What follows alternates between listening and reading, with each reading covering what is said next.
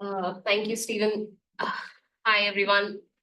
Thank you for being here today. I also want to thank Viviana for giving me this opportunity to present this work to such an amazing network of people who, like most of uh, the work that comes from the CERN community, is the work that has inspired the work that I'm talking about today. I also want to acknowledge that I'm speaking today from the country of Paramedical people of the Darug Nation, upon which I've had the privilege of living and working for the last 5 years. I want to pay my respect to traditional owners, ancestral spirits, and elders past and present. As a migrant on this land, I also want to express gratitude for the care, protection, and guidance that I receive from country. My sense of belongingness on this foreign land has evolved with my growing connection to country and in the ways I continue to learn how to be and care for country. This picture is from a couple of minutes where I live. It's of the Parramatta River, where I often go and sit and read. So it's a very special spot. Um, I also want to remember lives and lands that have been and are being lost in Palestine as we speak. It is difficult to talk about possibilities and hope in the midst of an ongoing genocide. As I speak of alternative ways of being in the world, I want to remind myself that holding each other through these moments of despair and loss is also part of surviving well together.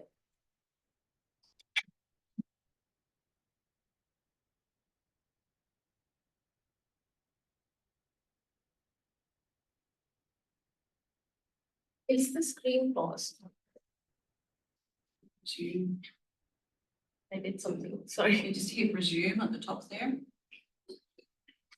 On where? Up there, resume. Right to the left, right. There, yeah, There we go. I haven't slept and it's fine.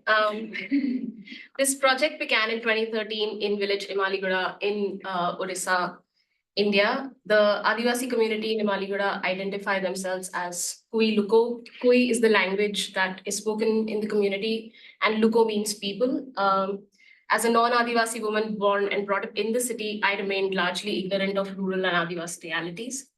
It was through village immersion in Imaligura that I gained exposure to everyday life and concerns within Adivasi rural spaces in India. I have lived and spent most of my time with Adivasi single women in Imaligura, and we began this collaborative action research project with researching gendered experiences of singleness among women. This led to 40 single women and I to forge an alternative space where concerns around singleness could be addressed. We call this women's collective, single women's collective, the Eka Nari Sangathan. In varying roles and capacities over the last 11 years, ENS and I have been working on matters related to collective well-being and shared survival for single women, which is what I'm going to talk about. Since 2016, we have been farming collectively on leased plots of land. We engage in ongoing experiments around ecologically sensitive farming techniques.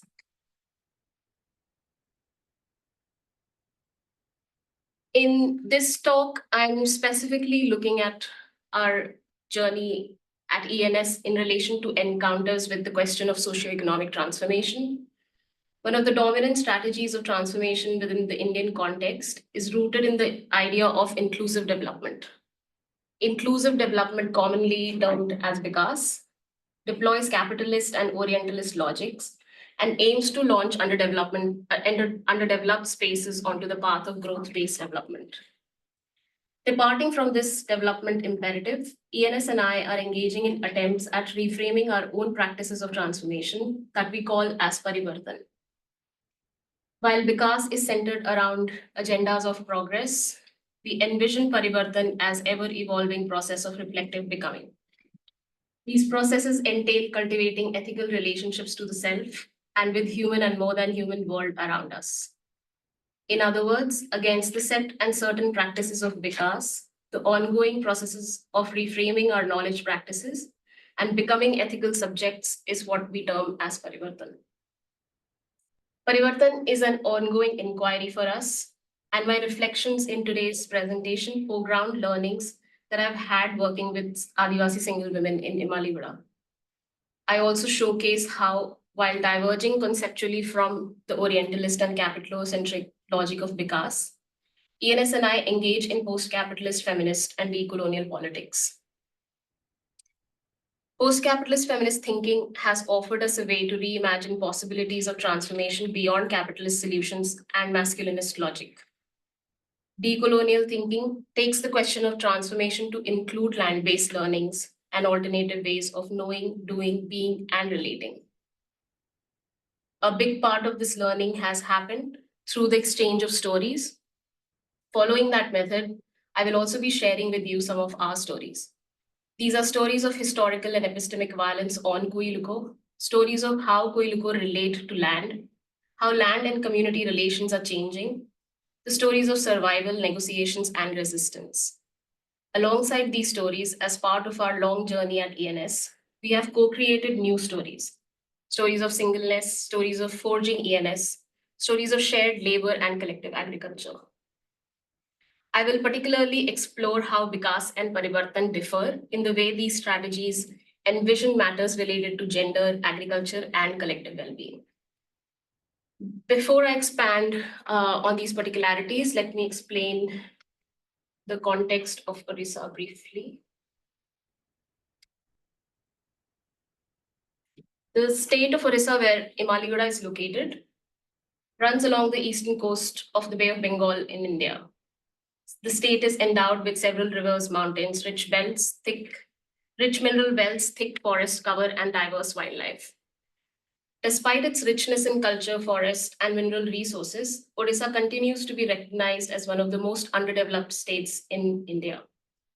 As a result, Odisha remains a targeted area for several poverty alleviation programs and development-focused interventions, including influx of mining industries and market-based welfare programs. These interventions have led to large-scale land disposition, displacement, ecological damage, and socio-economic precarity in the region. Changes in patterns of land use and ownership, alongside promotion of industry-based agriculture, have specifically impacted the sacred relationship between land and the Adivasi communities in Odisha. These newer practices have compelled Adivasi communities to leave behind their traditional knowledge practices and ways of being and living.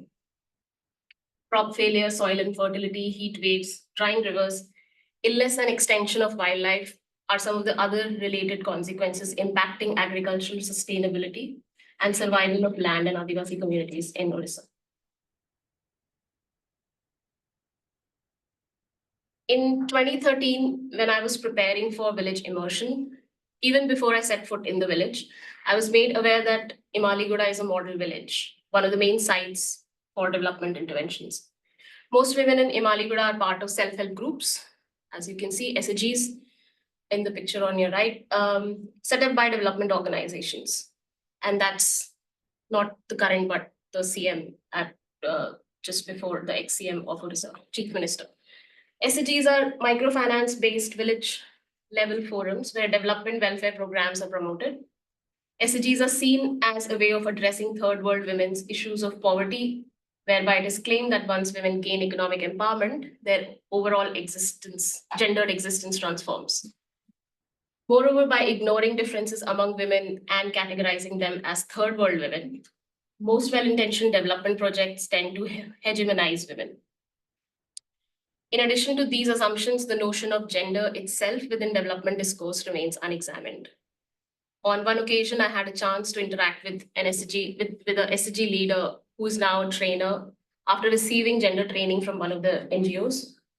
As part of this interaction, out of curiosity, I asked Kamli how she understands gender. She said, and I quote, "I'm not sure, but I think gender means danger." The words gender and danger being the only English words in her response made me even more curious, as English is not the language that is known or used by her. Clarifying further, she continued in Odia, the local language, "You know, all women together can be danger."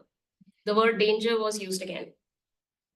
We were told in the training that women are equal to men. Just like men, we can also be danger. We can do anything, unquote.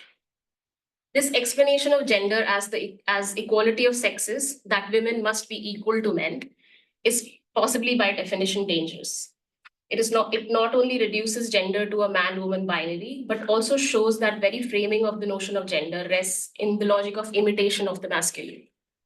This is just one example of how subjectivation in development discourse leads to misunderstandings of gender. This kind of subjectivation perpetuates the dangers of undercutting actual gender work by remaining trapped in the masculine logic and language.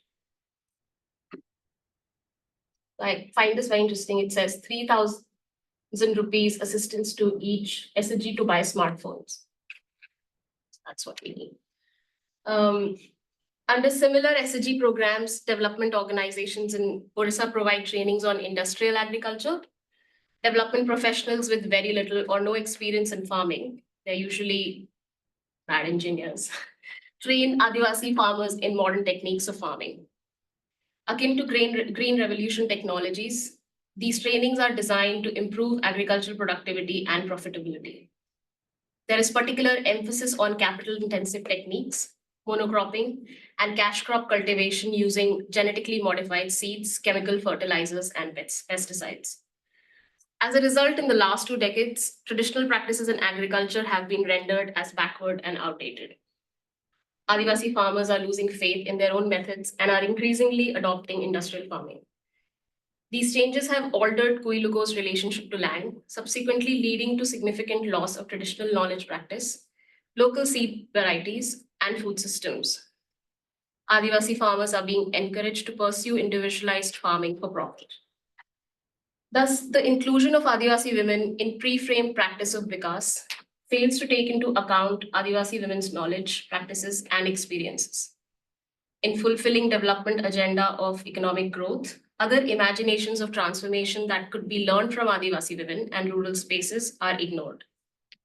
Prioritization of material benefits over social and gender concerns lead to creation of subjects of development who internalize mechanisms of self-effacement of themselves as Adivasi women.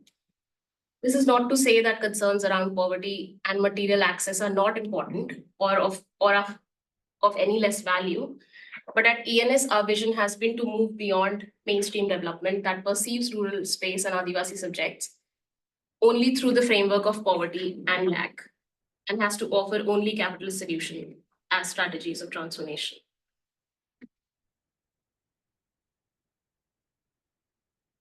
In our work, we are building upon Kuilugo's history, knowledge, and way of life, and relying on Adivasi women as capable subjects, generating possibilities for a collective future.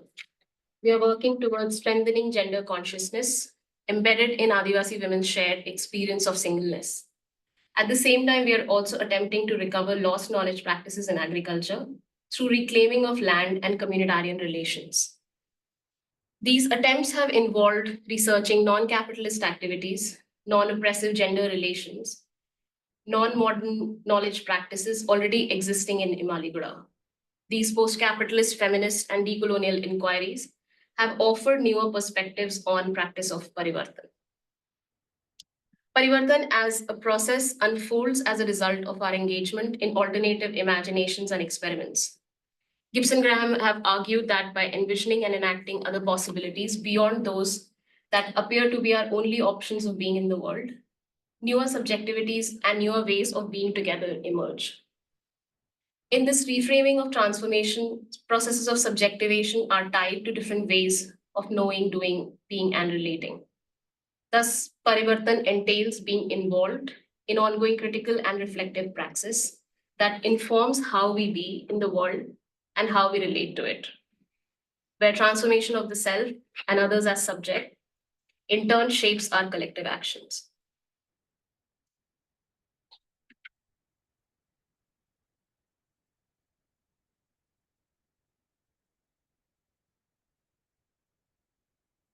Exploring diverse understandings of gender relationalities, specifically within Imaligura, we have been led to reimagine feminist possibilities.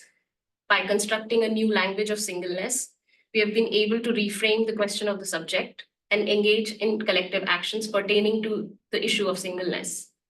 Singleness in our work is identified as twofold. A, the condition depicting loneliness and aloneness, resulting from various forms of socio-economic, political, cultural, and psychological othering and exclusions. And B, a condition that has enabled women to lead at least a negotiated gendered existence in relation to the dominant institutions of birth, family, necessary coupledom, and heteronormative marriage. Singleness is not simply about the absence of a male romantic or sexual partner, but any experience of marginality created in relation to heteronormative arrangements. As a result, married women who experience singleness are also part of ENS. ENS is a space for women friendships, love, solidarity, and shared survival. We focus on issues of interpersonal relations and gendered intimacies that concern women directly. We undertake continuous efforts to create a safe and supportive space where matters of surviving well together and trust and reciprocity go hand in hand. We incorporate ethical lessons and communitarian values of Kui Luko that are part of women's everyday lives. Matters of governance, collective functioning, and decision making at ENS are informed by cultural ethos practiced by a social governing body of Kui Luko called the Kui Samaj.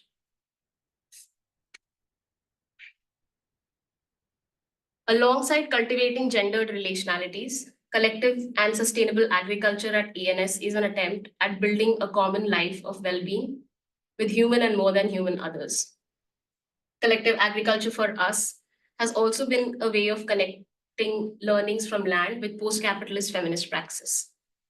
According to Kuiluko, life originates on Dharti, land, and hence Dharti is regarded as the mother of Kuiluko. Dharti Penu, land spirit, is worshipped as the life force nurturing interdependent relationship between human bodies, ancestral spirits, rivers, forests, mountains, animals, birds, plants, and seeds. Mami Pedanti, ENS member, elaborates on how intrinsic to Kuiluko's being Dharti is. She says, I quote, Dharti and our relationship to her defines us. She is an intrinsic part of our identity. Our existence is tied to Dharti. Tending to her is like taking care of our own mother, our own child. Dharti and how we care for her are part of our ancestral inheritance. It is also what we shall pass on to our children.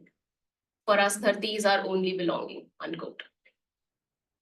In emphasizing Kuiluko's generational ties and care for Dharti, Mami points to the interdependent relationship Kuiluko have with Dharti.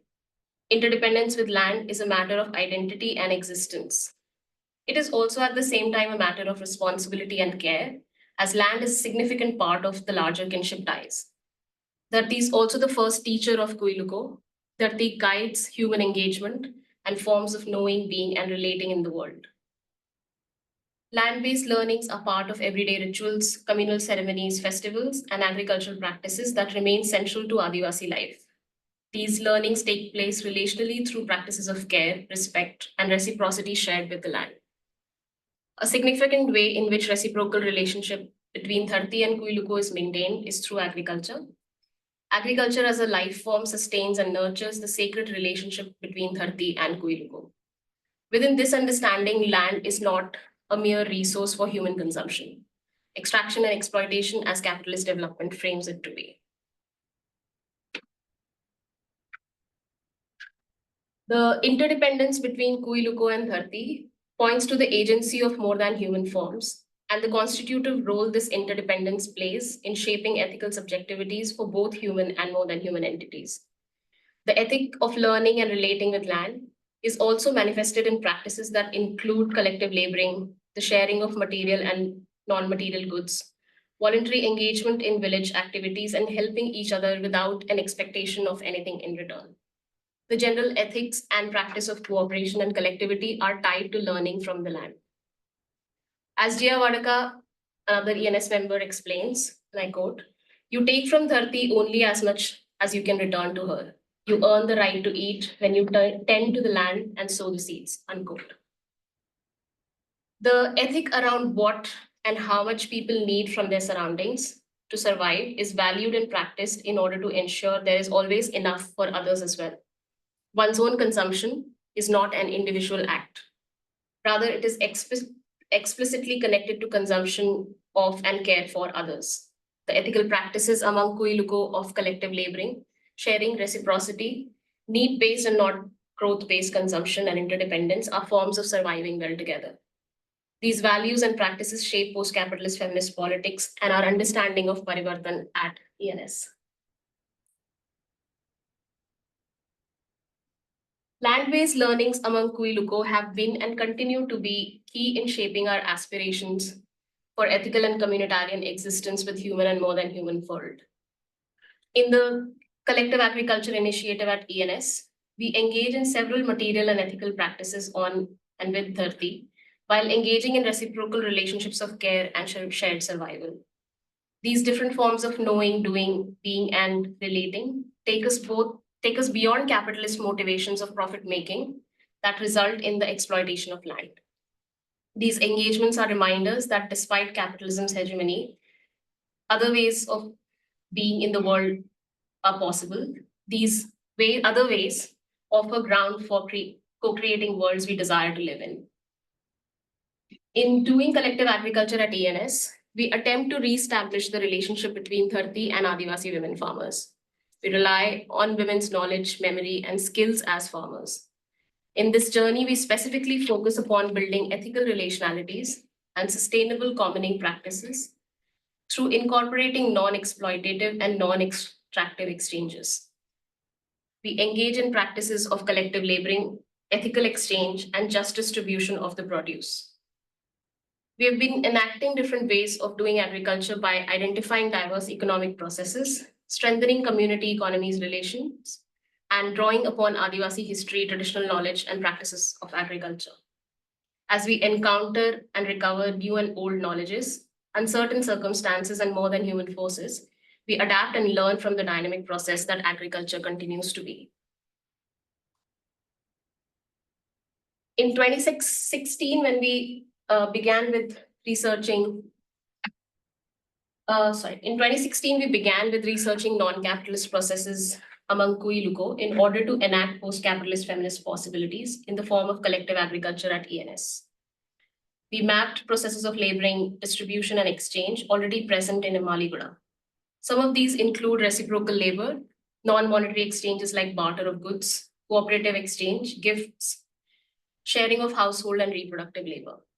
There are also local market trading, local credit, and land leasing systems that are organized around notions of trust. For example, the land leasing system through which ENS gains access to land, because these are all landless women farmers. This process is part of Kuiluko's traditional economic practice. Within the system, any landowner who's in need of immediate cash puts their land up for lease. Anyone who is in need for ready cash, anyone who has access to ready cash and is in need of agriculture land can take on the lease. The lease is granted for 3 to 4 years for a principal amount agreed between the landowner and the person leasing the land. After 3 to 4 years, the landowner returns the principal amount and reclaims the land.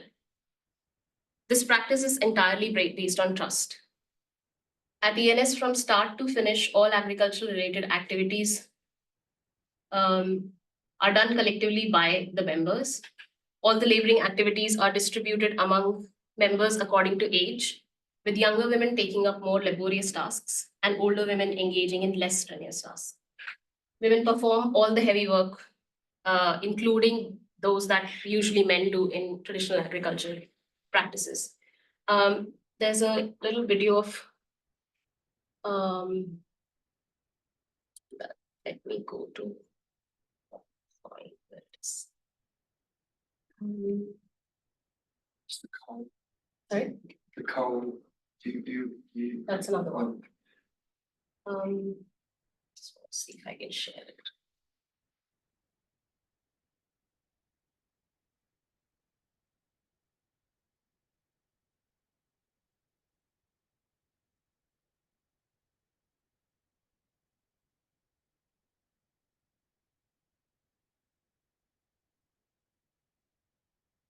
So this is just one of the short videos of.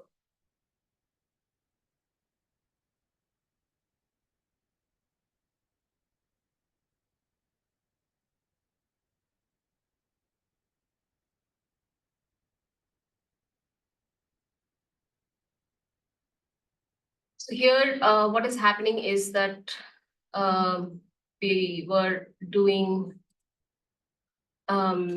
thrashing after the harvest. So we use sticks to thrash and separate the crop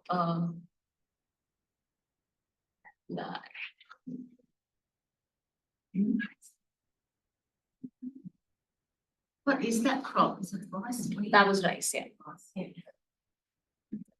So that really helps to.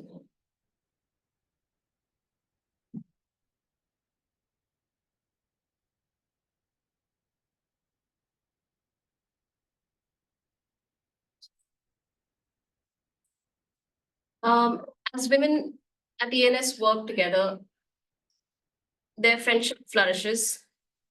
ENS members time and again emphasize that it is primarily the joy of collective laboring that differentiates this work from farming alone on their family lands. Leasing a common plot of land and collective laboring is a matter of joy. There was a period in 2019 when we did not have access to land as the lease had been terminated. Women at ENS shared how they could not spend much time together that year and missed working with each other. In Malay's words, we did not have land to cultivate and Sangathan's energy was low. We feel stronger with land, she says. Isn't sure this is the PPT, right? Can you?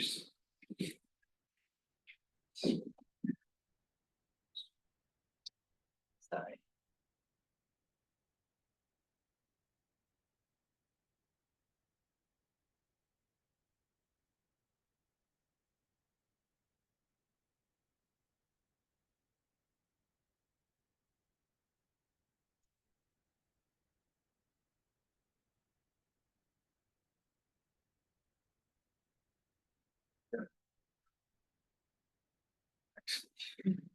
Sorry.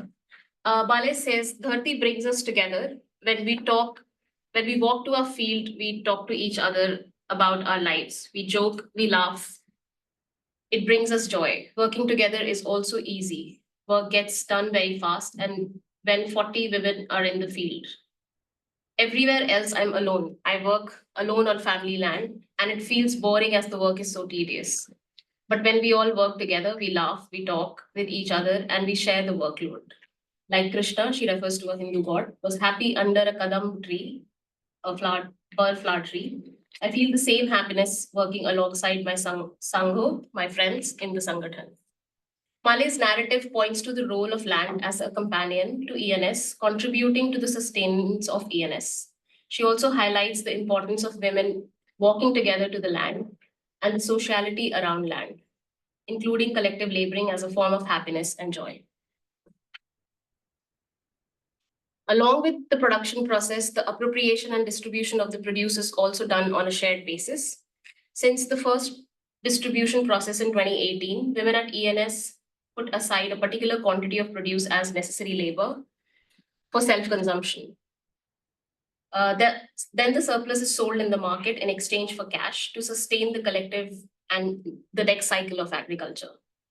It is important to note here that not only all women who contribute to the labor share the produce equally, but also ENS members who for some reason do not manage to participate in the production process are given their share of produce. This ethic became part of ENS's practice from the very first year of this initiative when Dayama Pedinti, one of the ENS members, had met with an accident at the beginning of agriculture season. As a result, she was unable to participate in the process. However, she was offered the share of the produce. This was based on the understanding that this share was all the more crucial for her, considering she was unable to produce any means of subsistence that year. The understanding at ENS was that the least they could do for Dayama, apart from taking turns to take care of her during the entire period of her recovery, was to share the produce with her. In such moments, ethical practices among ENS members are constituted and then become part of shaping a post-capitalist feminist subject position. Given the dominance of industrial agriculture practices in Imaligura, it has not been an easy process to engage in alternative farming practices. Since cotton is the dominant cash crop in the area and functions on the promise of earning huge profits, in the early days of agriculture planning, some ENS members wanted to cultivate cotton. With the loss of folk seed varieties over time and depleting faith in traditional farming techniques, women believed that cultivating food crops would not be economically viable. Multiple discussions on pros and cons of different strategies were held to understand what women were expecting to gain from farming collectively. Matters related to food security, seed preservation, time taken to do labor-intensive cotton cultivation, environmental and financial implications, including debt traps for farmers producing cotton, etc., were discussed. With these considerations in mind, it was eventually decided that we would engage in cultivation of rice and millets and try to sell part of the produce for cash income after ensuring subsistence for ENS members. The next question before us was which seed variety of paddy rice would we want to cultivate considering loss of traditional varieties and availability of high yielding varieties from the market. The high yielding seeds have to be bought every 2 years. Women at ENS were interested in experimenting with traditional seed varieties as these could be preserved and used every year without being purchased. However, they were not confident about the productivity of traditional seeds anymore. As an experiment, we sowed both traditional seed varieties and high yielding seed variety to compare for productivity. Moreover, doubts regarding ecologically sensitive methods were voiced as women were worried that using chemical fertilizers and pesticides, the growth, without using chemical fertilizers and pesticides, the growth of paddy might not be satisfactory. These concerns around which crop to cultivate, which seed varieties to use, productivity without chemicals, etc., depicted how changing agriculture practices have worked to make Adivasi farmers market dependent and insecure. So these are the food crops that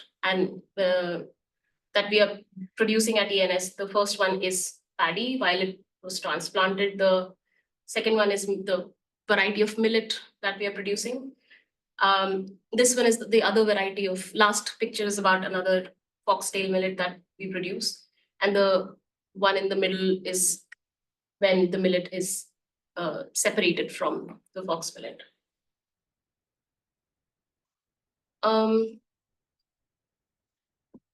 I organized several workshops to help us understand the politics of market-based agriculture and the possibilities surrounding ecologically sensitive farming.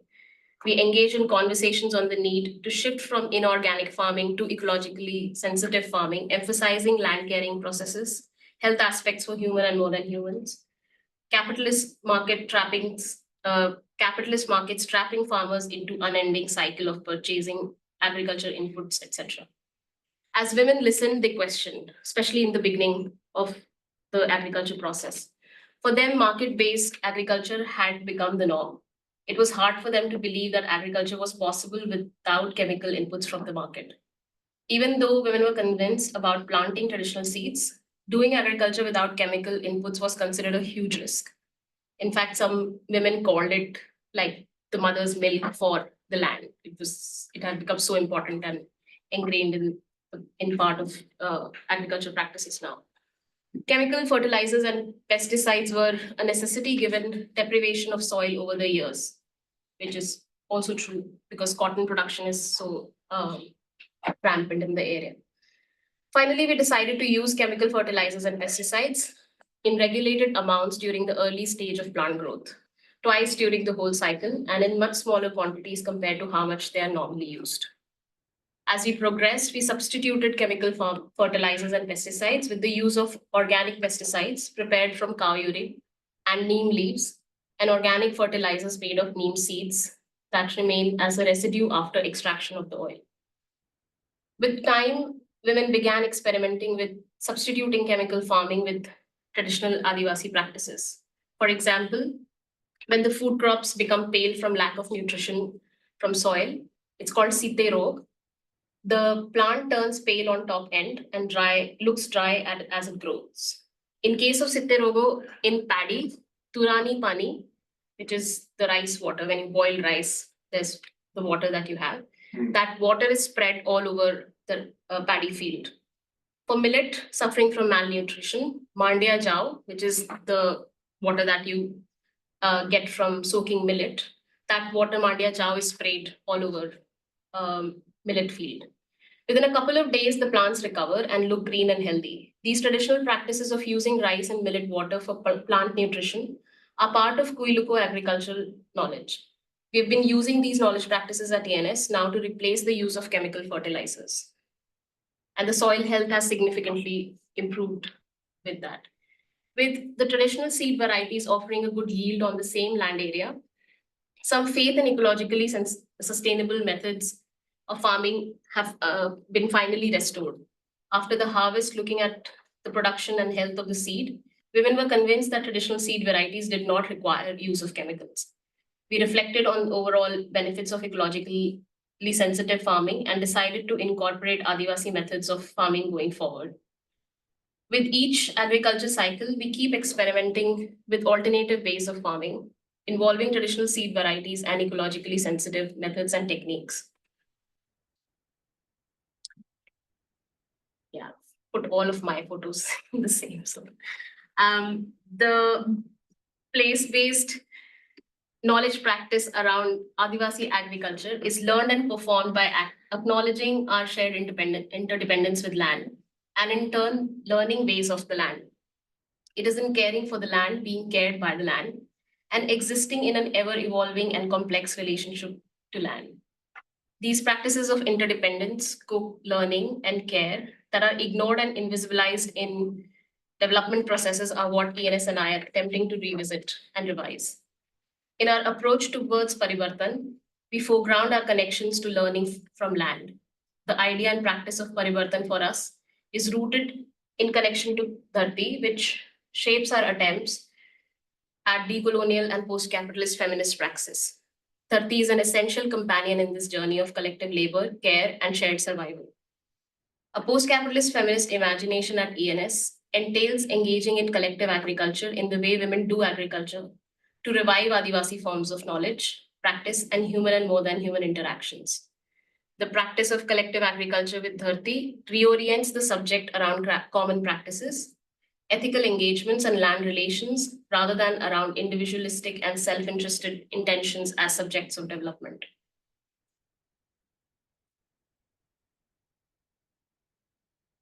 Some of the impacts of Paribartan at ENS, in the words of women at ENS, are what I would like to wrap up our story so far with. Having access to their own land and producing food crops has helped enhance the dignity of single women in Imaligura. Some men in Imaligura who are relatives of ENS members have begun supporting agriculture work at ENS. They voluntarily contribute towards tasks that are traditionally performed by men. Paro Pedenti, in this regard, says, with farming together, we ensure we have enough to eat for the entire year. We take the produce back home and share it with family members. My son and daughter-in-law do not treat me as a burden anymore because now I do my own farming and bring food home. Sometimes my husband, son, and daughter-in-law go to work on the Sangathan land. They enjoy working with others. They see the value of me being in the Sangathan. In the last 8 years, we have also experienced a shift in how women farmers at ENS are being perceived. We have garnered support from the larger village community and nearby farmers who have now begun consulting ENS on matters related to agriculture. For Neelama Pedenti's reflection, from Neelama's reflection, earlier women had no say in what was cultivated on the farm. Now on our land at ENS, we make all the decisions. Even on family lands, we are now able to contribute towards agriculture planning.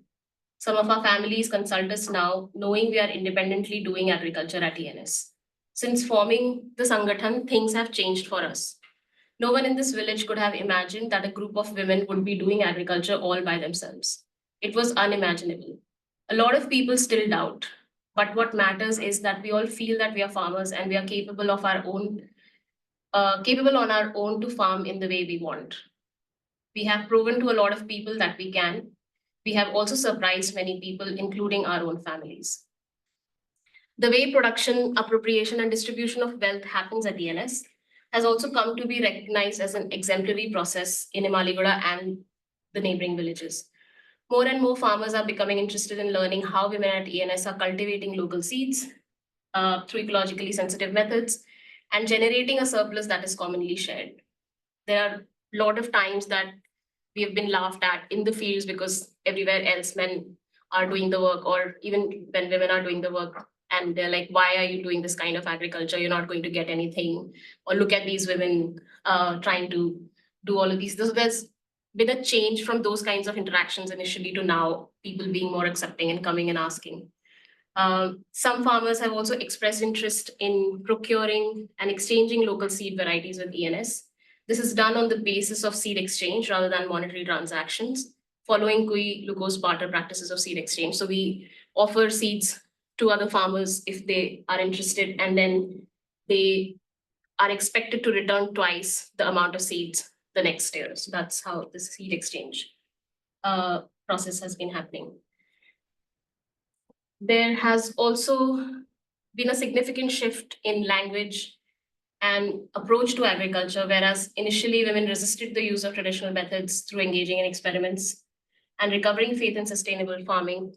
The relationship to land has become a priority over concerns of productivity and cash income from land. Drawing on ethical companionship with land, Tulsi Pulaka says, what we get after farming on the land is ours.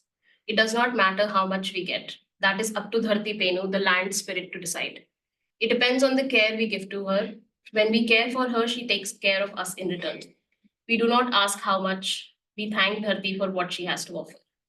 When we use chemicals for increasing production, we poison the land as well as ourselves. Our health and well-being are tied to the health and well-being of Dharti. When we think too much about how much, we tend to move towards death. Death of the land, death of ourselves. But when we feel grateful for what we get from land, we choose life. Quote.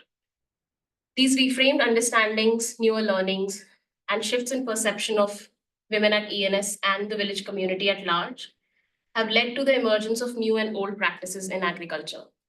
These processes have also revived human and more than human relationalities and reshaped individual and collective subjectivities. We understand encountering these newer learnings, knowledge practices, subjective shifts, and relationalities as significant to the process of Paribartan at ENS. There are a couple of videos that I wanted to show, but maybe I'll do it at the end because really navigating this is not working out. After this slide, actually. So this is just what we have done this year, beginning of this year, when I was able to go in January, because now I'm not able to live there full time, but I still visit once a year during harvest. And I was having a conversation with the women about what should we do next, because they've been doing agriculture even without me for the last 4 years. And it's been happening very well. I just receive videos and pictures now and updates. I don't have to be there in person.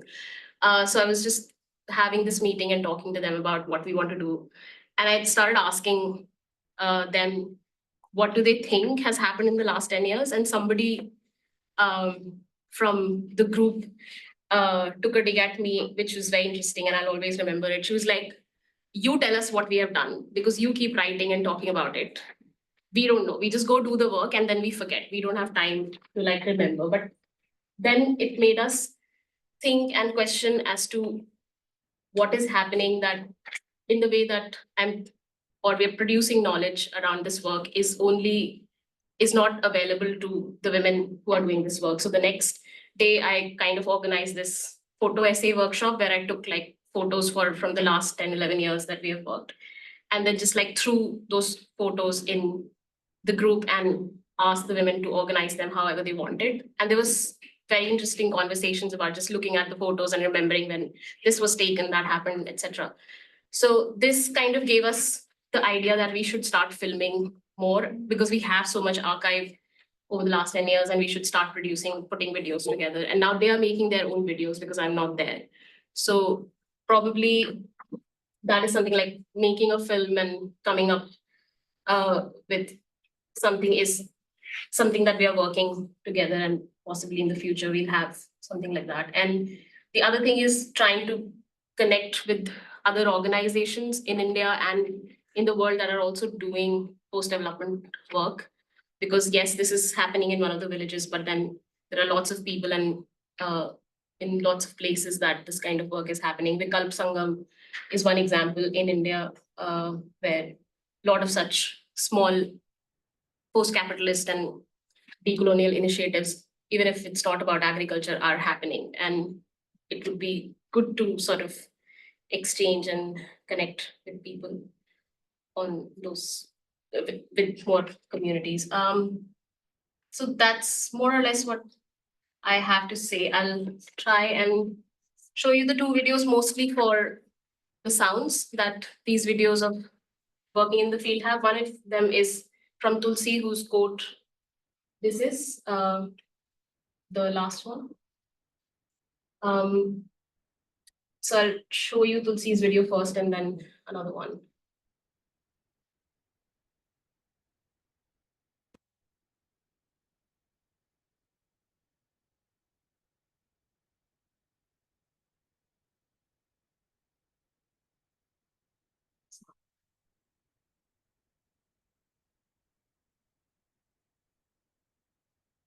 So this is Tulsi. She's also somebody who doesn't talk, but only sings. And she's drunk most of the time. If you meet her, she'll ask you for money for alcohol. She's very interesting, but she communicates only through singing. So this is her singing while we are doing sewing.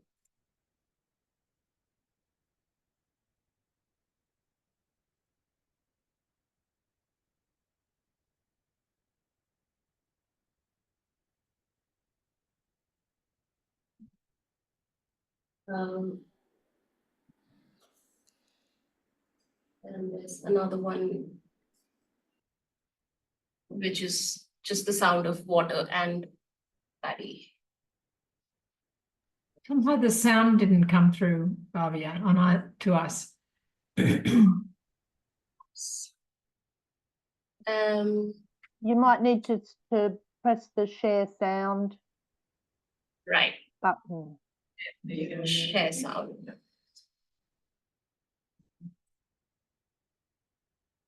Or I'll play the land, the rice cultivation one first, and then go back to the sea.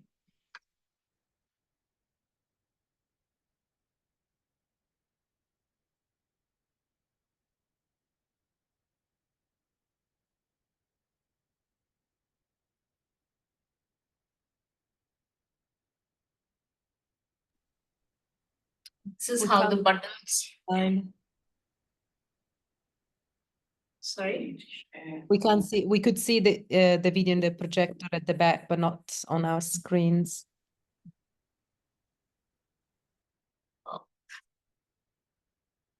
I will try again and check first. Thank you. Can you see it now? Yeah. Can you hear it? Yes. Yeah.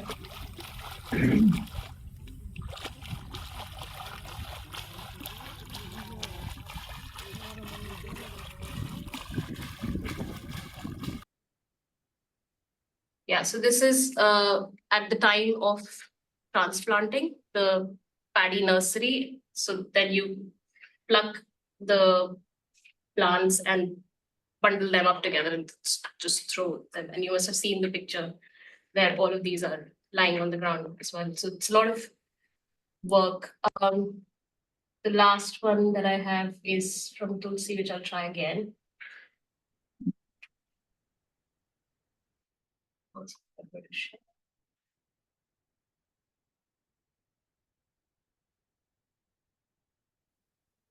Is it showing?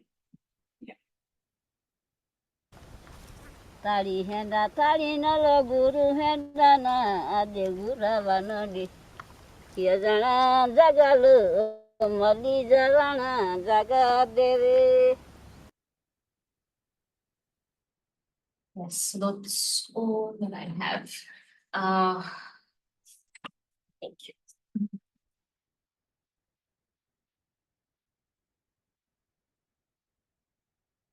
Very tiring to speak for this long. Well, thank you for. Well worth it. Thank you very everyone's much, Fabia.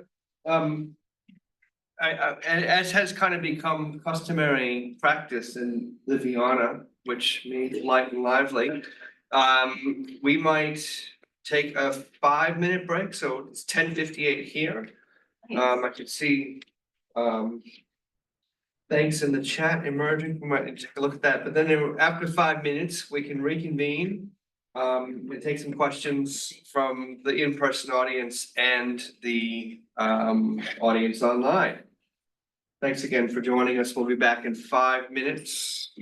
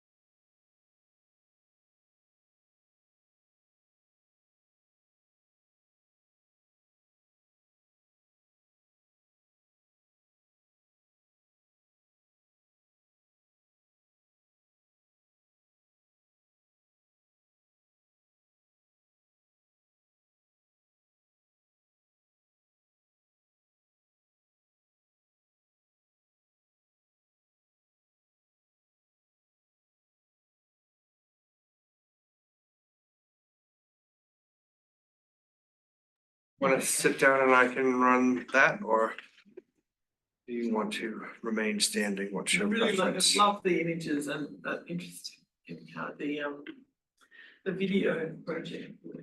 I love your colours and when we saw the title of your thesis, that just looked fantastic. Yeah. Yeah, the picture. design and the picture and that, yes.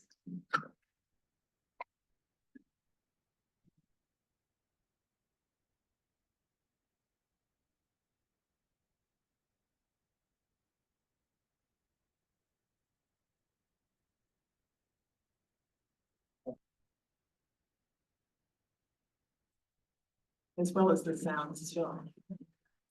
Really great to hear. We're just missing a few members of our local audience. We might give them another 30 seconds to rejoin us, and then we can have some time for questions. Scroll through the chat and see if there are any. It's mostly. Mainly been low. That's a good sign. There's lots of love in the Yeah, I think people also have. chat window. Tom, 1 AM, thanks, you're a real trooper. Ah, okay, Anne has, looks like that's a question.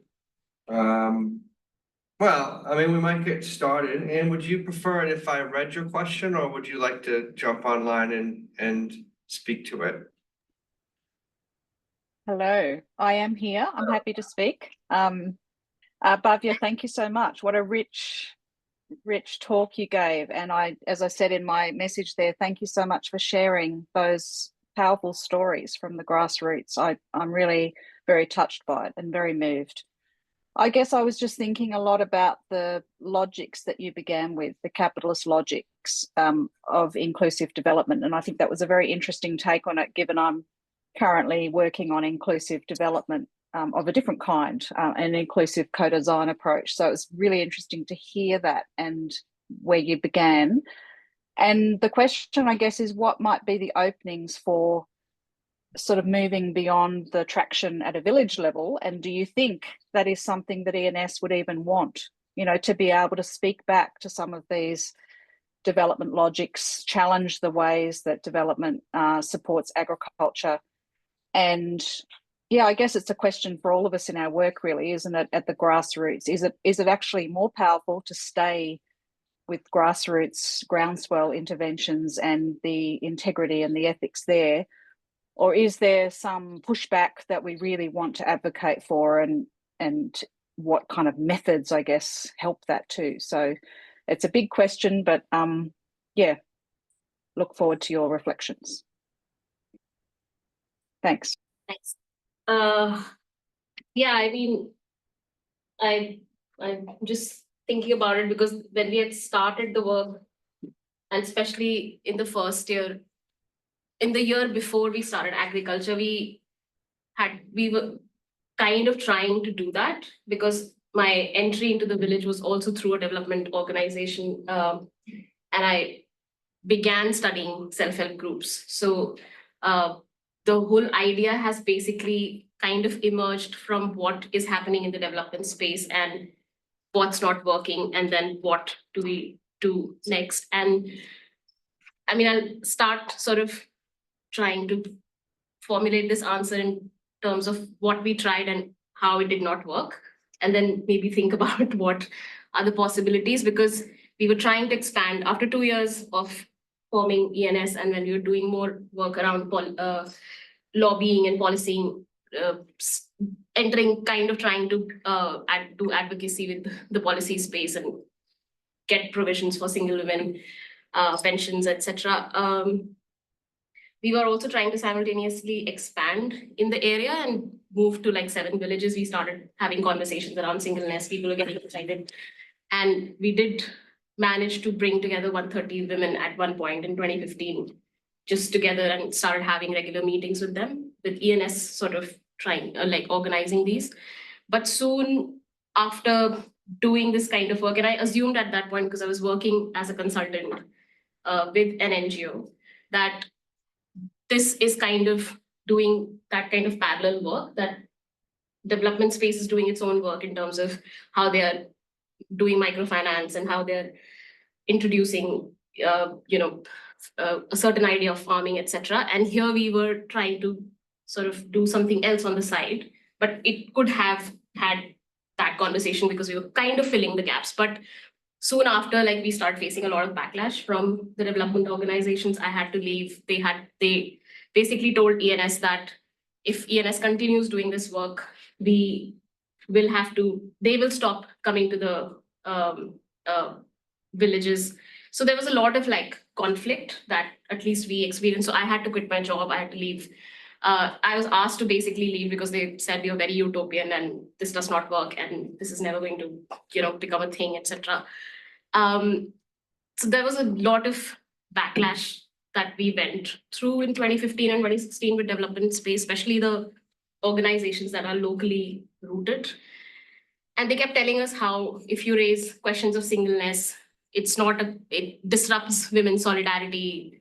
You're creating an alternative space and SDGs are not going to work, this and that. So after that, we had to just decide to not try to work together because it was just like not happening. And we were not powerful enough or big enough to actually put up a fight against development organizations because we don't have any funding, we didn't have any resources that we could challenge. And so we then restricted ourselves to Imaligoda and just kept doing the work that we were doing.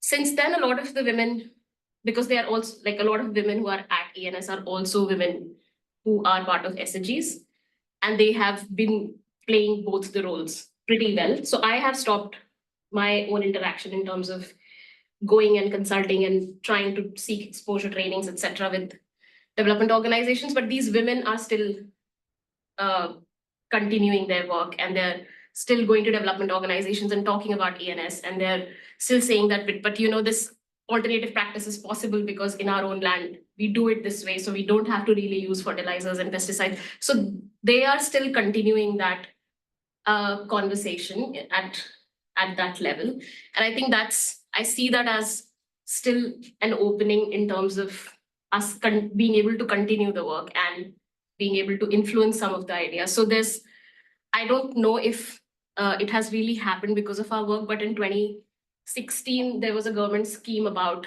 single women farmers, and we had been doing it for like 3 years by that time. So even if directly it didn't seem like anything was happening, I think there are background conversations and engagements that kind of are possible. And I'm definitely sort of skeptical, but yeah, definitely willing to have interactions and engagements if there's openness on the other side as well. But it's a bit complicated. Sounds like it might be a great paper to write, Bhavya, about how to engage in all of those debates that you've just discussed. Thank you for your response. In the spirit of reciprocity, I just wanted to invite the IRL audience that's in real life. If there are any questions or thoughts, and if not, I can see that Kath has a question in the chat. Or an invitation for some further reflections. Anything from here? Yeah, one question from me is, I recall you in a previous online presentation, it was mentioned that your university had an action research projects in a number of villages. So is there anything you can say about that? I mean, have the same principles been scaled up that way in a kind of I suppose it's kind of maybe a more a flatter way of spreading that practice rather than seeking to, scale things upwards in terms of challenging a development paradigm or something like that. Yeah. Did everyone hear that question? Yeah, okay, good, microphone, good. So just to bring everyone on board, this project started with Masters in Philosophy program that I was doing back in India, and that course program ran for I think 6-7 years, if I'm not wrong. So there were different cohorts and batches of students who have gone to the village, which is started 2 years of action research work. So I think Isaac is kind of referring to what kind of other works. And Swarnima was here in the audience today, who's one of the other people who has done that work. And in one of the years we had collaborated to do a presentation about the work that is happening. So there are a lot of people who have done short-term projects, and I'm aware because I was the first batch, so I also kind of got rolled into mentoring people, and I'm friends with most of them, so I know what things people are doing in the village. But mostly I would say that all of these are very localized, restricted to one village, small communities kind of projects, and some of them have taken on, flourished, some of them haven't. Depending on what somebody is doing, it has either been a success or quote unquote not such a success, because if you're doing something like that aligns with development sector ideas, it's much more easy to keep going with it and you receive funding, etc. for it. But other than Swarnima and then Ashutosh, like a couple of people who still managed to continue this work in different capacities. I don't know of a lot of people who are doing it because, yeah, social science funding in India is also getting cut with the current politics in place. So yeah, I don't know what the future is, but I definitely think that the kind of work we are doing, it's much better an idea to do kind of like we connect with people in different places and learn what we can and keep doing what we are doing rather than expanding, because it's a matter of depth rather than like broadening. And so yeah, I'm happy to just keep continuing doing this with the NS, maybe involve next generations if I think of sustainability and continuity in that sense. But I'm reminded there of Bayo Kumalafe's notion of pursuing the fugitive projects rather than sort of big scaling out. yeah, there are lots of benefits. Like I know everybody individually, what's happening with their lives, how many kids they have, who's getting married, who's dying, what is happening. I don't think it's possible to do that when it's a huge group of people. I mean, I'm not saying anything against it, but I personally function better in that kind of space where I know everyone and be able to talk to everyone rather than scaling up. And so Who knew there was a scale of friendship? It's called intimacy. What do we know? There were other questions percolating here in the IRL audience amongst friends here, but in real life, what kind of, you're the generation for that. But I want to go back to the online audience. So I see Kath and then Gonzalo, but we might take Kath's question, then real life, then back to online. So Kath, you want to unmute and just expound? Yep, well, not too much expounding, I hope, but thanks, Barbie. That was just wonderful.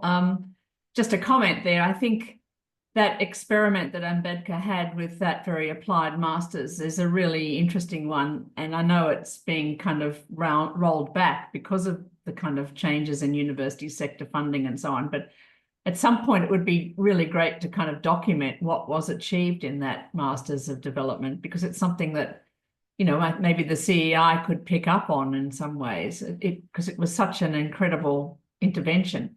But my question was more, or thinking about the impact that what you've been doing has had on other people in the village, and particularly men in the village. And it's so inspiring in a sense that finally some of them have come around to start recognizing and what the women are doing and helping. And I just kind of interested in what the timing, what the temporality of that is, like how resistant they were at the beginning.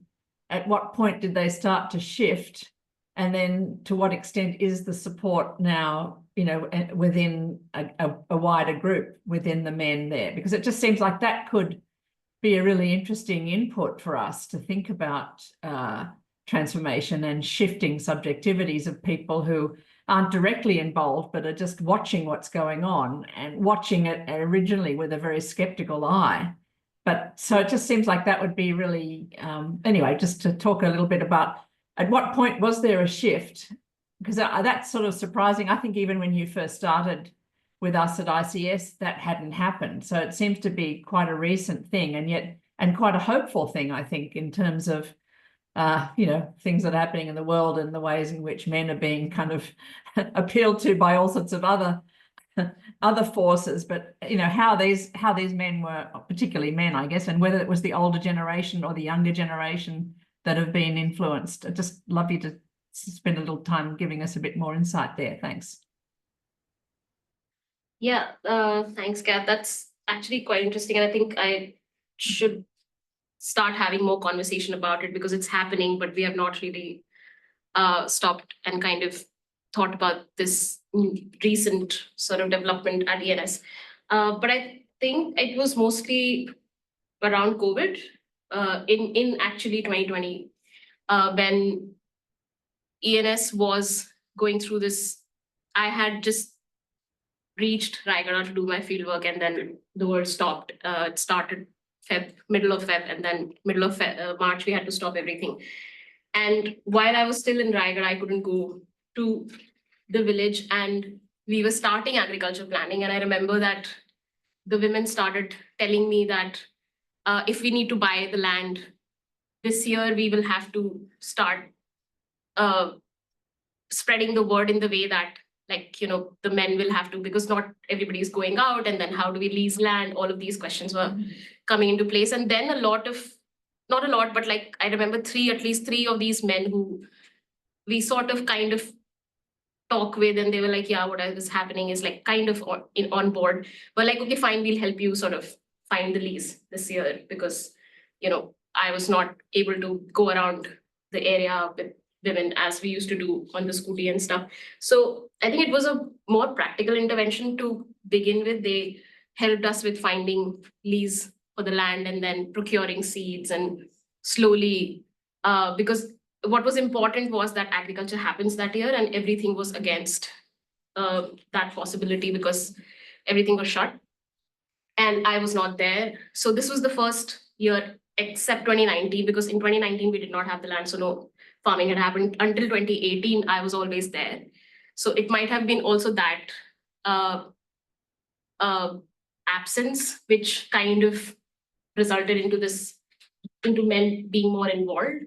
And I don't want to generalize, but there is a certain kind of masculinity in the village that I really appreciated. Like, men maintain distance, quote unquote, at least with me they did.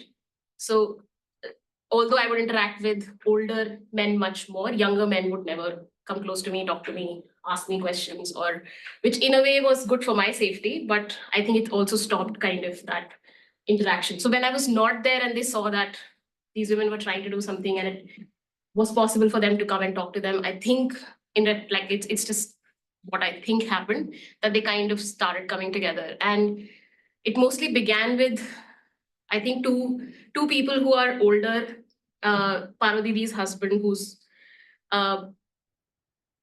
definitely in his late 70s, 80s, and Mummy Didi's father, who's also around the same age. And these two men began with largely taking up the role of the traditional roles that men would do and women were struggling to do. So like looking after water levels in the evening, broadcasting seed, bringing in tractor, etc. So these kinds of roles they started taking on, and it sort of got them involved. And then they started they asked their sons and friends and somebody. So right now there are like roughly about 10 to 12 people who keep coming in, and then seeing them, other men started coming in as well. Like Sita Didi's husband would come and drop her to the field and spend some time in the field laughing, doing some work, and then go back. So that's how they're also understanding what we're doing, and that kind of exchange is happening. So other men, interestingly, from other villages and with whom we share lands or like are close by, have started also kind of now talking to those men mostly, and then interacting with them when they're on the field. So that kind of snarky commenting and teasing that they would have with women has kind of gone down. And then there would be conversations, okay, if at all you have any produce this year, we'll see if we want to exchange seeds with you and all of that. So there are those kinds of gender dynamics, which are definitely would be great to look at. and do some further research on. Great, thanks so much. That was really interesting. I love that depth.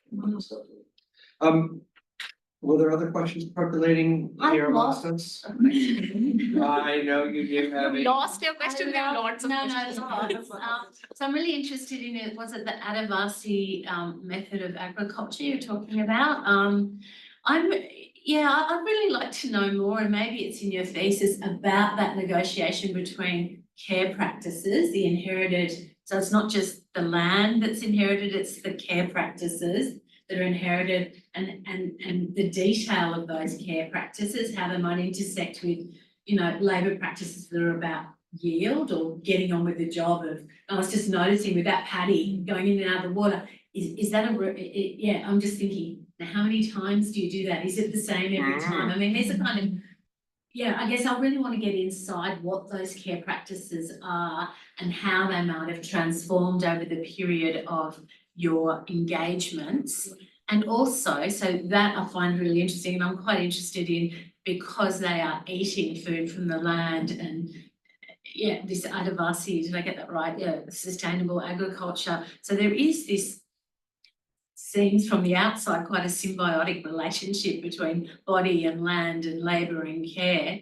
I mean, I'm just intrigued as to know what their attitude is to, you know, using sort of human waste as part of it, like what happens there. I mean, it's not really relevant, but to me, I'm just interested to know that.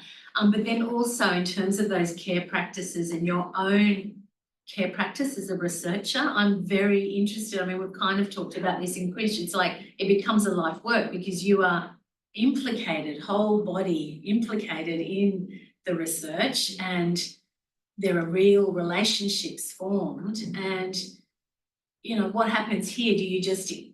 Do you continue to build that? Is it still research, or do you have, like at one point you said, they say, oh, you're the one who writes and communicates. So is there some kind of an advocacy or a political dimension that you now transition into now your PhD is finished? So I guess there's a whole bunch of curiosities in there, but pick up what you like. So yeah, I think I'll start with the researcher or whatever, activist, whatever. I still don't know what to call myself, but when I started this work, there was a lot of this thing about whether we are development practitioners because we were going through NGOs, or were we action researchers, but we knew nothing about action research, never was taught anything about it. So I think I've mostly seen it as research, but also research that has or kind of generated from being there. So immersion, in my understanding, is like a very important part of doing this work. That the fact that I lived there for 8 years continuously, and I was just every day, like first 2 years were in the village every day. Like I had to learn how to live in the village before I could even think of researching. I had to learn the language. I had to learn how to bathe in the river. I had to learn how to cook on the clay oven, etc. So it was a completely different experience, and I was more excited about that. So in the first 3 months, I remember I was just like, oh my God, this is a vacation kind of thing. Like I'm in the woods and I've never done this. And so it was more like just kind of having this new life. And I was learning so many other things that I almost forgot that I was supposed to do research. But it was because I was hanging out with all of these women who had so many things to say, and they were constantly talking, even if I won't understand things. We just built relationships as part of it. So that is where it began, I think, just like having those relationships and cooking with them, sleeping next to them, holding hands, hugging each other. So there's no quote unquote boundary. And I really struggled with ethics for that reason, because I had to hold back a lot of information in terms of just what this relationship is like. And it's a single women's collective. We all know how women sort of socialize, and they are. And so I would say it's more like living with friends and doing something and learning constantly and trying to question your own privilege and kind of changing that. And then when I was reading a lot of the decolonial literature actually talks about a lot of this, that how it's part of self-transformation, etc. So have kind of found where like kind of like the theoretical grounding for it. But I think it's more that like trying to become or be in the world that you are in and then see possibilities. And so it has been that kind of organic process, and research has happened as part of it rather than. But then what are your responsibilities? How do you take yourself out of that? What are your responsibilities now vis-a-vis those relationships you've created? Because I think a lot of us who do kind of immersive research work, there's big questions about how you end it, if you end it, or how you transform your relationship. I mean, I'm sure Lou's got something to say about this too, but yeah, I mean, I just wonder about that part. I mean, you did say you aren't you go there once a year for the harvest, and it's okay for you not to be there. That seems like quite a good, but yeah. Yeah, but we're on the phone every month because because ENS meets every month, 15th of every month. So I have to be available for that phone call.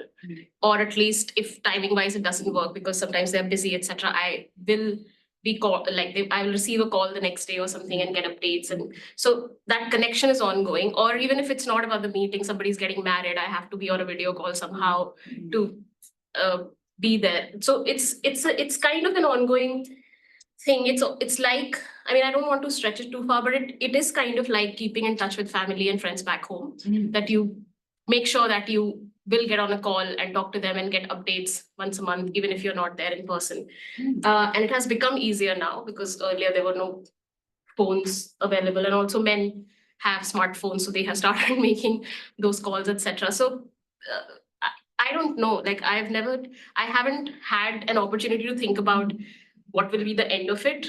So I cannot answer that question. I have always thought about how to continue this and find a way to remain sort of connected somehow. Tell me the video. I mean, that's a particular kind of theory of change as well, like that role of communicating, writing. Yeah, it's just interesting. Yeah, but that is of course there. Like I definitely am somebody who takes the research and work and communicates to the wider audience, and there are responsibilities associated to that, and just not gotten into it. Okay, I want to just intervene here, and Gonzalo had patiently had his hand up for quite a while. So Gonzalo, did you want to raise a question? Yeah, well, thank you. Thank you very much for your work, really. It's really inspiring to see your strong commitment and the impressive transdisciplinary effort and collaborations you have led over these years. Your work really resonates deeply with what we've been doing and researching with indigenous groups in southern Chile and Argentina in various agroecological dynamics. For example, in recent years, we have focused closely on practices of socio-ecological reciprocity, biocultural memory, the exchange of ancestral seeds, indigenous family gardens, among other aspects, okay, as key elements of socio-ecological resurgences in colonial and environmental crisis context.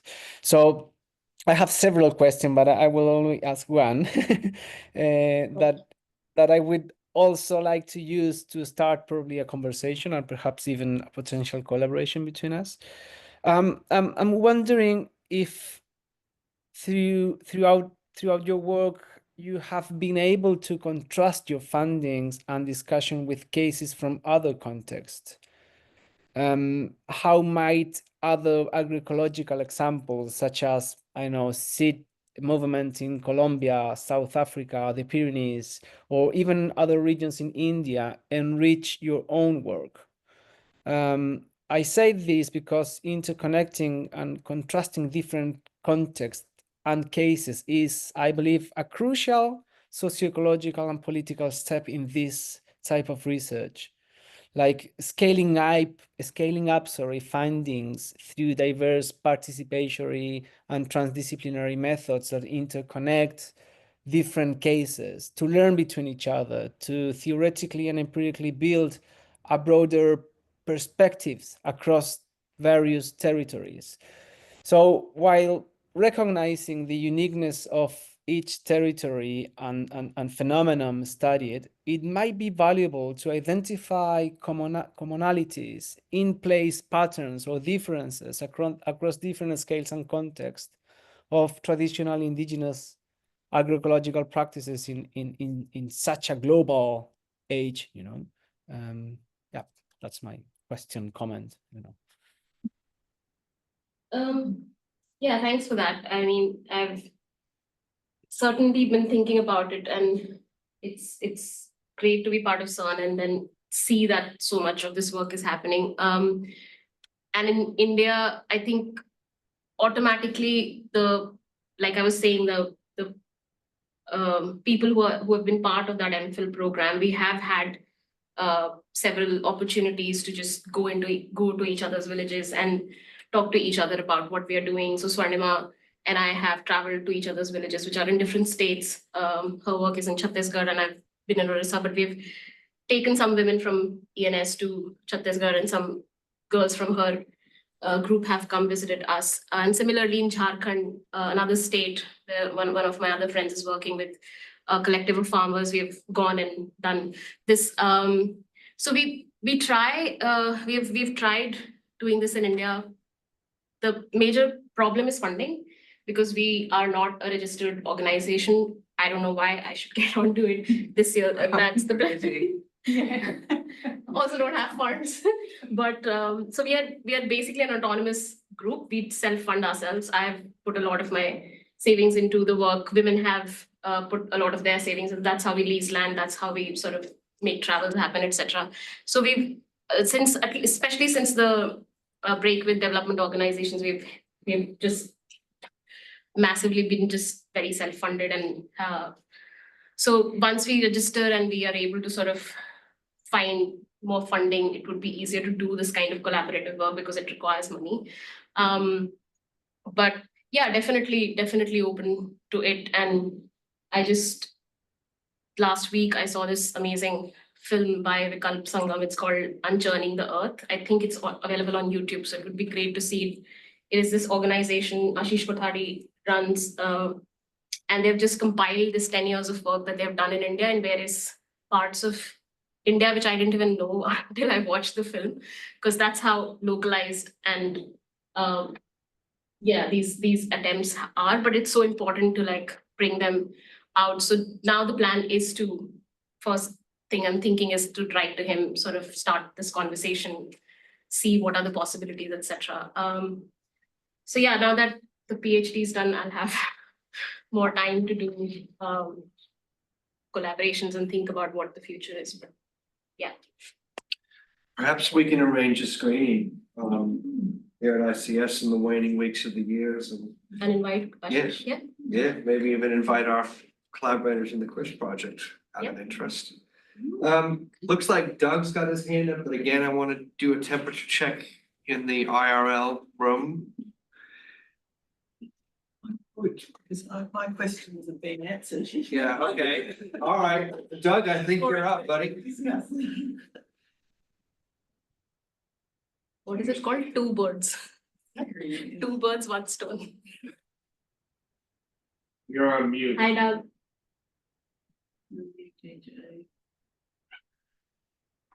Still on mute. You're muted. It's good to see I'm not the only one. Just don't know how to do this. There we If go. needed. Sorry about that. Can you hear me now? Hello? Yep. Okay. Hey everyone. Thank you, Bobby. That was excellent. I just realized how, you know, everything, I learned a lot in that presentation and filled some gaps in my understanding of what you've been working on. And I also have to say that quote, I've taken that note of that quote that you made, which is, I was learning so much that I forgot I was supposed to be doing research. That really resonated with me in a lot of ways. I'm gonna Don't tell my supervisors that.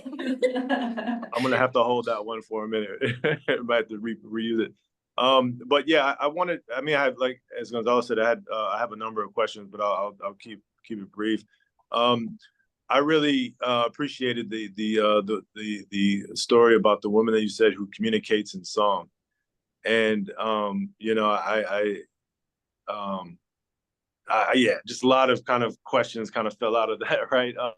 But I'm interested to know if there's, you know, I guess if you could talk a little bit more about that, about her and you know, about, I guess, how that mode of communication has, what kind of impact, if any, it's had on kind of the group dynamic, and also any other kind of broader communication, whether internal or external, and just thinking about the, you know, that kind of artistic form of communication in general, either that she does or that's been inspired, or that might be tangentially relevant to that. Oh yeah, it's interesting you asked that question because it just brings back so many memories, and again things that don't feature into research because it's like not the norm. So Tulsi's, I'll just talk about her a little bit to give you the context and try to like sort of bring out some reflections on that from that. She did not like me for the longest part, so she would not talk to me if I would say anything in the beginning. A lot of women were like very friendly, and they would try to make me feel comforted. But Tulsi was this very dismissive, and she's like, I don't trust you and I don't believe in half the things you say kind of woman. So I was always like on edge Probably with her gonna be initially. leaving here at what, 3:45, 10 to 4 or something? You don't have to say that. So,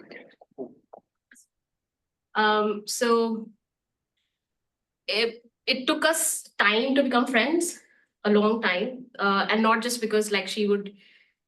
A big part of it later I realized was that she doesn't like to talk, which I thought was mostly like that she does not want to talk to me, but she's just in general like that. But also that she reminded me that I'm not somebody who should be just automatically accepted because I have, you know, made that effort at my end. And just by being there does not mean everybody has to like now, you know, be friends with me and etc. So she kind of, with her, it took time to build that relationship. And I remember initially the only time she would talk to me, because we would do meetings late in the night, was that she would come back from somewhere, and she's also the priest, so she gets away with everything. She would come to the meeting and she'd be like, give me $10. I had to go buy alcohol.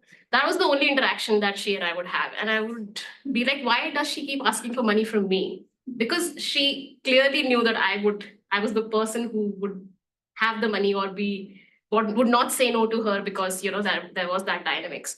So a few times I did, and then she started bringing me tamarind from the forest in exchange of the $10 that she would give me. So initially it was just all of these things. But when we became friends, she started like doing a lot of singing. She would just tell me a lot of things. There's a song about this, there's a song about that, and then she would keep singing it. So I learned a lot, I think, with her about not inclusion, but acceptance, that how do you live with different kind of people, with different capacities, with different ways in which they talk to you, be with you, etc., which we make so hard in our kind of spaces to do, like especially in, I think, Indian academic context. If some of us are wired differently, then we become outliers, and you know that you're not being the academic, or you're not being that kind of rational self, etc. But when I went to the village and I saw that actually there was space for everyone, there was space for all kinds of communication that people would like indulge in. There was all kinds of things that would seem as outliers in the context that I came from were very accepted, and like sort of there was space for it. There was space to just be yourself and not, you know, try to be a certain way. So I think a lot of my unconscious learning about friendships, about solidarity, about being with people has, and then be able to also be myself, that I can be dismissive and I can say that today I'm not going to come out, I'm not going to go to the fields, because initially I used to struggle with these things, that how can I say no to them? If somebody's asking me to go to the fields with them, I have to go to the fields with them, and it involves like 3 kilometers of walking, and I'm on my period and I can't make it. But then I started kind of saying no to things or what my capacities were, because I was like, if I have to do this long term, I cannot fake it. I have to. So yeah, and I think there's a lot of songs that get created at ENS. I should include that more as well. And it's interesting that the way songs are sung at ENS, and there are songs that they've created for ENS as well, they are dialogues. The songs are not like it starts somewhere and ends somewhere. Somebody would start from some corner singing, saying something, and then the song gets created as they converse. Somebody would say something, somebody would respond to that, somebody else would say, add something else. So it becomes a song in that moment, and then it gets lost. Nobody remembers it because it was just in that moment that it got created. So I at one point started recording these, and there are a lot of them that actually those songs that say, oh, Bhavya is recording us, let's not sing anymore. So then I had to kind of also stop doing that. So yeah, but I think it's a great way would be a great way to actually produce some of the material from women, how they want to represent themselves and what they have to sing about ENS and the work they have done. So yeah, thanks for that. And I know you do that in your research and in your life as well. So we should get together again and do that. We actually, Doug, Anisa and I, we went for a writing retreat, and then we shocked Blue Mountains at 10 o'clock in the night with putting woofers and loudspeakers and everything outside Carrington. It was great. That was a moment. That was a moment. I won't forget We that. created songs. We literally created songs because we were being thrown out of the facility, and then we started singing about this guy who was trying to throw out the facility. So it was great. Well, my freestyling friends, we've got a few minutes left in the allotted hour. We don't have to go to time. The audience has shrunk. It's not surprising. It's the middle of the workday for us. Any final thoughts or questions or comments? I just put a comment there, trying to pick up on what Gonzalo mentioned about how do we, how could we convene these stories across the world? Because they are so important, and it would be important to reflect on where there are commonalities, but where there are interesting, distinctive differences that have developed in relation to place. But, I mean, and to what extent it's already being done in kind of, I don't know, the peasant food web or other places, I'm not sure. Because I don't know whether we've got a distinctive angle here that we're focusing on or not, but it seems like it's something to have another conversation about. And maybe it is a conversation with Ashish Kothari, if we watched his film, but he with others convenes this global tapestry of alternatives, which is a pretty interesting network, which the CEI has always kind of had a relationship with, but it's perhaps one of the places where something like this could happen, if we knew. Anyway, I just thought I'd float that idea, and maybe before you leave this continent, Gonzalo, it'd be great to have another discussion about where we could go with others with this kind of information, because these stories are so important, and you don't want them just to be relegated to an interesting case study. They are part of this interdependent network, and it's a fabric that's across all the world, and not just in Indigenous or in they're in all communities in some ways, but at least starting off with ones where there's Indigenous knowledge that's being recovered. And it really fits with the whole language process of keeping local languages alive, which I know Anne's involved with in the new project that we're involved in Papua New Guinea. So it seems like there's something we could talk about a bit more here between now and, anyway, another agenda item for us. But thank you for all those connections. I think it was great session. Thanks. Thank you. I agree. Yeah, well, let's make sure that we can make that happen. I'm just flashing back, Lou, to the 3 a.m. karaoke session we had with Juan Salazar and people of Tokunau after the screening of Cosmogeographies, which was also about shared survival in a different context. Look, I reckon freestyle rapping and freedom and fugitive energies is a great place to end these things. So if everyone could just join me again in thanking Bhavya.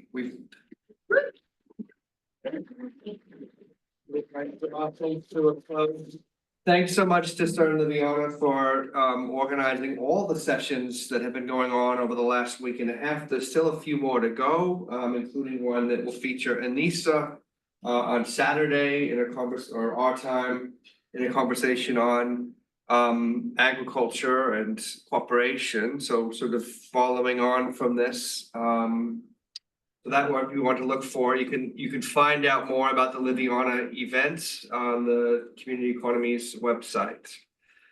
I also wanted, I don't know if I can save the chat, but I also just wanted to thank everyone who's put comments and put things in the chat. It's great to see some of that, but yeah, I'll try to save it. Can I also put in a blast for a session at 6 o'clock tonight for those in this country about some of the books that certain members have produced. One by Kelly Dombrowski, one by Kate McLean, and one by Catherine McKinnon. So that's on at 6 tonight.